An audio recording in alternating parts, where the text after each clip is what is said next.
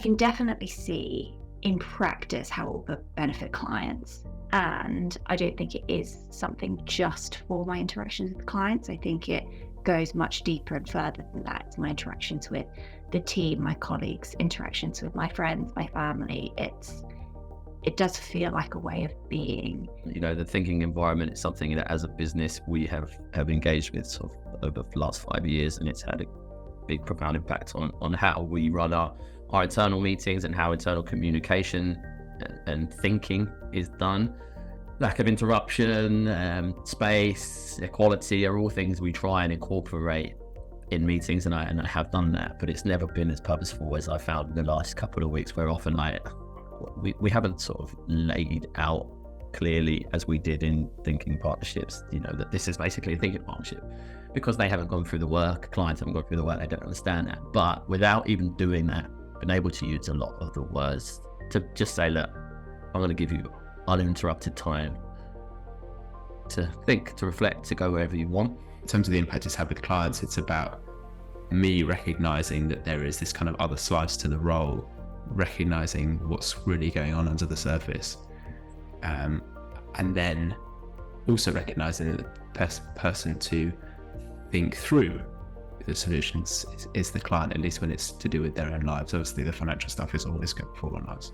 It's brought back to the kind of front of my mind this the importance of not interrupting, which is I think something that's pretty ingrained with us at this stage, but also recognizing that where there has been progress there could be more, and not necessarily interrupting that even when a pause comes through. And most of my conversations with clients are over Zoom, and I've certainly got pretty comfortable with the silence that's required to allow that thinking to take place.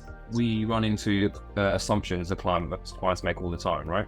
Assumptions around what their fears, anxieties, or stresses around money, or assumptions about what they can do, or like how what opportunities are there. So I think you run into a number of different assumptions, and I think what this course enables you to do, what's helped me to do, is to spot when clients are making an assumptions, and then try and use a very basic kind of question sort of tool to try and just like unpick that assumption or get them to see it differently. Because inevitably what you work through is that all of our thinking is kind of halted by assumptions that aren't necessarily true. It's a skill or a key for you to unlock your client to basically remove an assumption, and once that's done, the world is their oyster, because they can completely think freely and act differently and achieve greater things. And if you're there to help them along that journey, or for them to credit you with that, then that's only going to help you, I think, to become a better financial planner, or to work with better clients, or work more clients. Actually really helped me relax a little bit in my client interactions, take the pressure away from feeling like I need to be the one to fix or provide a particular solution, and viewing myself more as possibly the source of information, but really the person to hold the space for the client to think. And I think that's really freeing.